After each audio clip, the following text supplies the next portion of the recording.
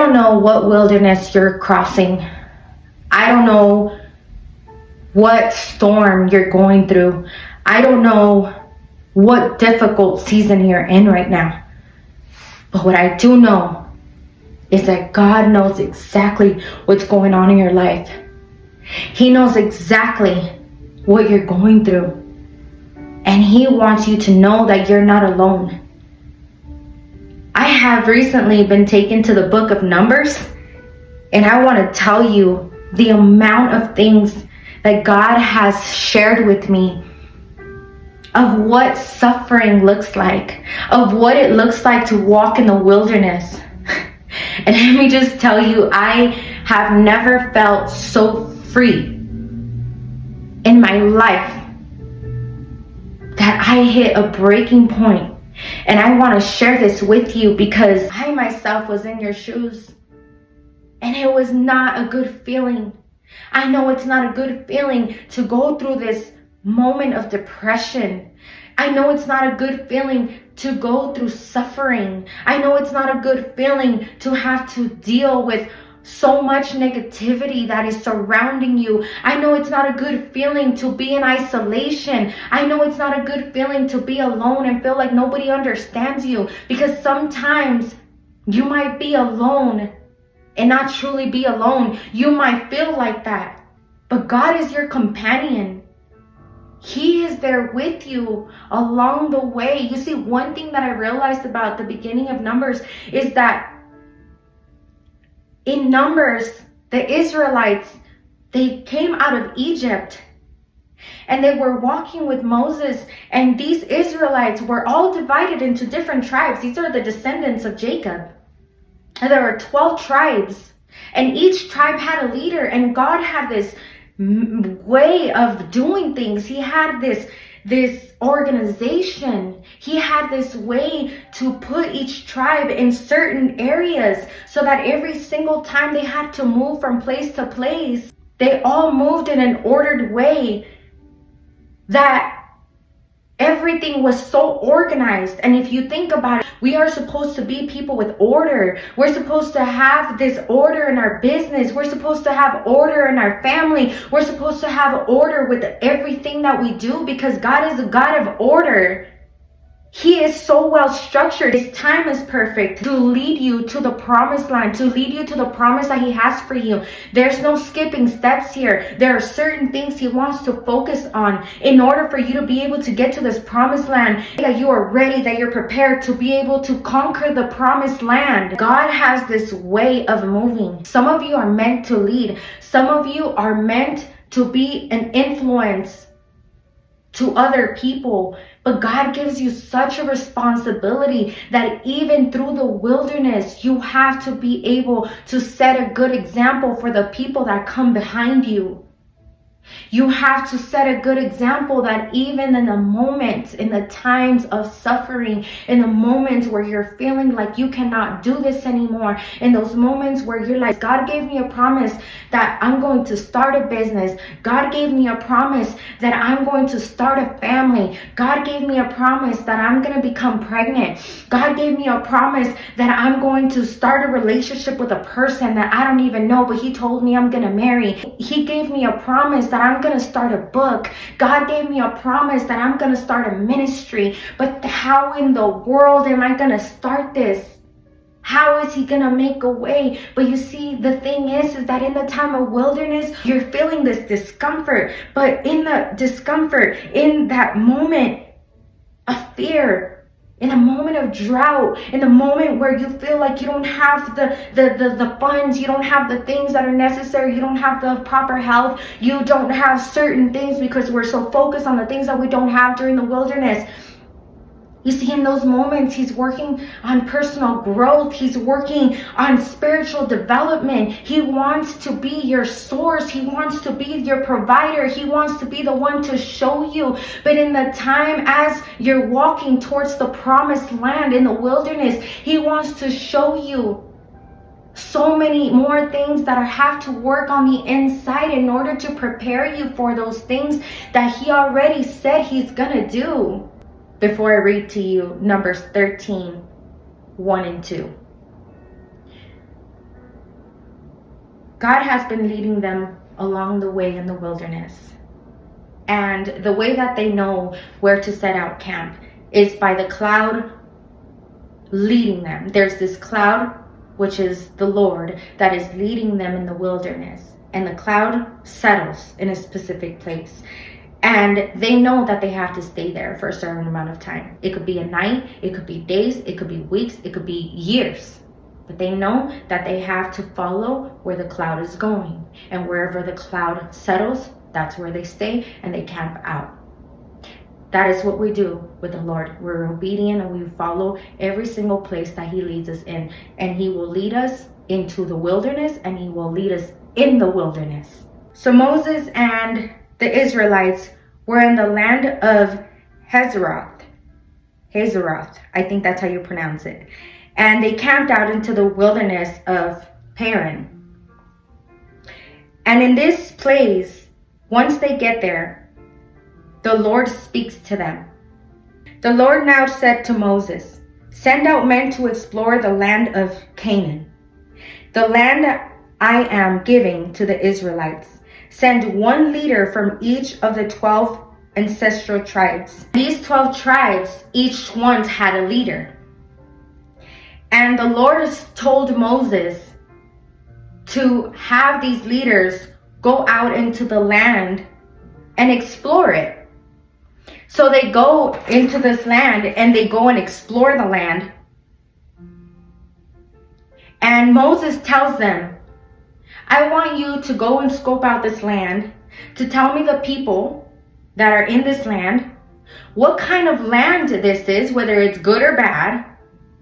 Do their towns have walls or are they unprotected? What is their soil like? Is it good or bad? Is it fertile or poor?" And he says, "Bring samples. I want proof. I want to see with my own eyes that this is meant for me."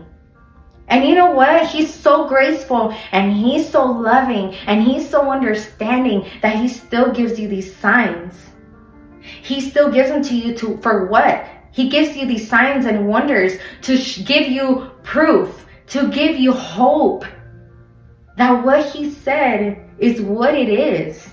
This was their report to Moses. "We entered the land you sent us to explore, and it is indeed a bountiful country, a land flowing with milk and honey. Here's the kind of fruit it produces, but the people living there are powerful, and their towns are large and fortified. We even saw giants there, the descendants of Anak.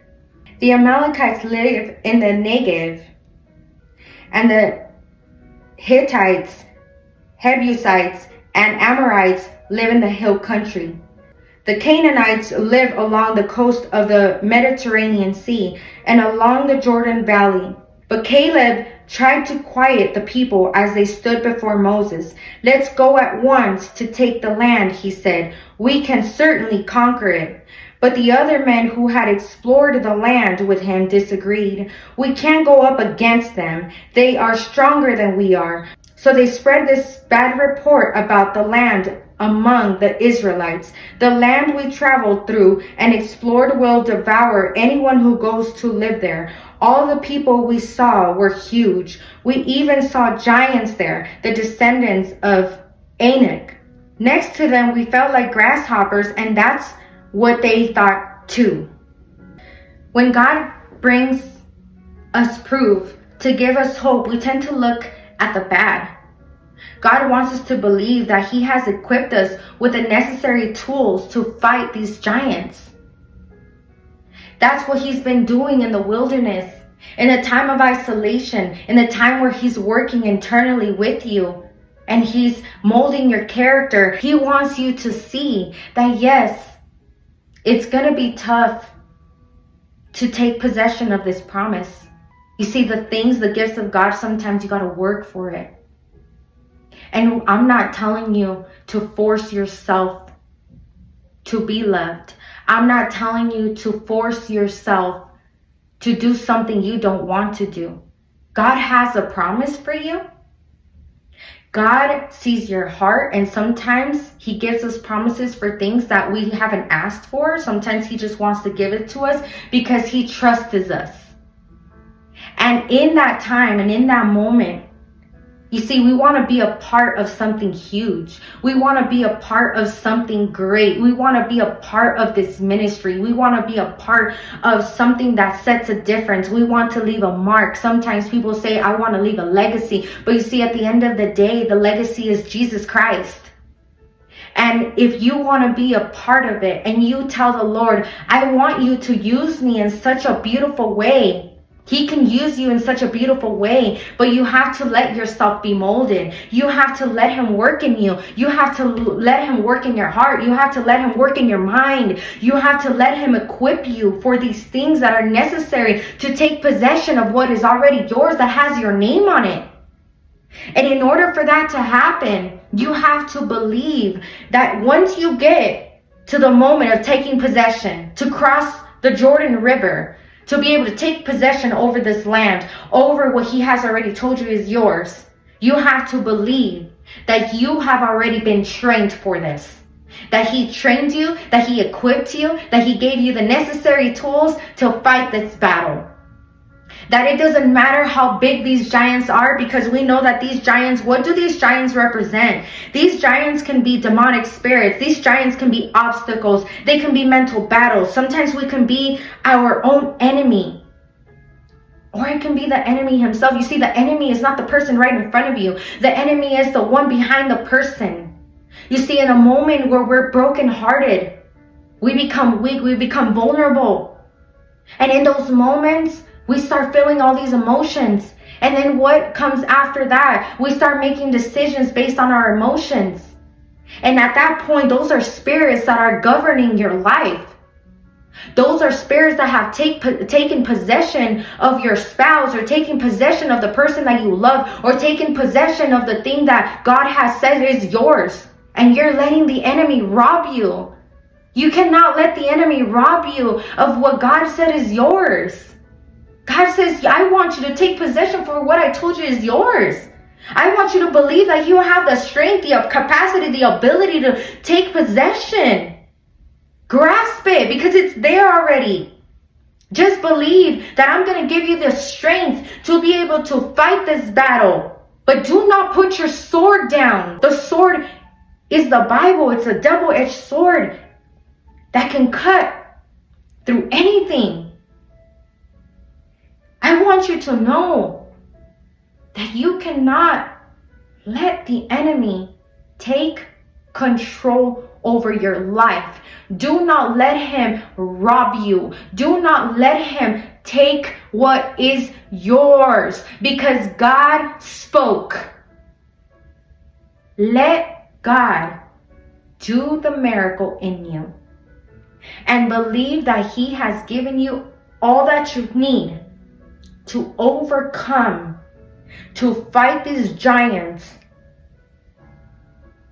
because the victory is yours. Why? Because his spirit is in you. Believe it. Reflect on it. God has given you a spirit, not of fear, but he has given you a spirit of power, of love, and of a sound mind. And you will find this in the 2nd of Timothy, chapters 1, verse 7. If he has shown you through a dream, through prayer, through vision, whatever it is that he has already said, you need to trust in him. Trust in the Lord your God, because he wants you to see that better version of you that you still have not met. He wants you to embrace this new person that he has been working on.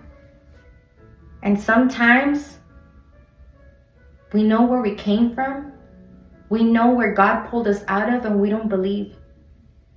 And in the time of wilderness, we sometimes are ungrateful, and we don't see the things that he has already done for us. And he will discipline you so that you can see that you're wrong. But at the end of the day, the promise is still there for whoever wants it. Believe in the Lord. He's with you every step of the way.